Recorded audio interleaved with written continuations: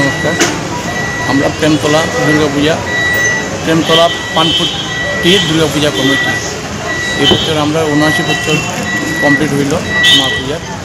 বিনোদিনী পূজার আমরা খুব আনন্দের সহিত তার অতিবাহিত হয়েছে।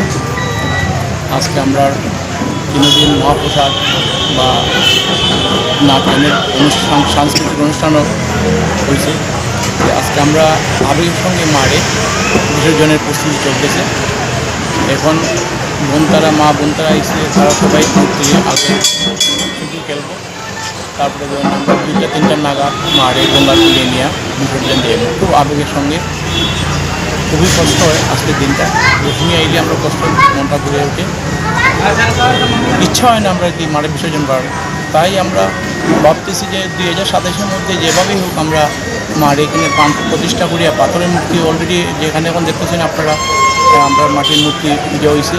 আগামী ২০২৬-এ এখন তো নারায়ণ সয়নে কার্তিক মাস চলে, আগামী ২৬-এ বাসন্তী পূজা গিয়ে নতুবা ২৭-এর ভিতরে আমরা চেষ্টা করবো যে মার মূর্তি প্রতিষ্ঠা যাতে মারে আর দর্শন করতে না হয়। মার এখানে থাকবো, নিত্যদিন পূজা হইব। সবের আমরা চেষ্টা যত তাড়াতাড়ি সম্ভব মারে প্রাণ প্রতিষ্ঠা করার। অষ্টমীর রাতে ঝড় তুফানে অষ্টমীর রাতে ঝড় তুফান তো আমরা কোনো ক্ষতি হয়েছে না, কিন্তু আমরা আশেপাশে যে প্যান্ডেলগুলো আছে তারাপুর বা হাইওয়ে এগুলো প্যান্ডেলের অনেক কিছু ক্ষতি হয়েছে, উদাহরণের অনেক ক্ষতি হয়েছে। খুবই দুঃখজনক ব্যাপার এটা।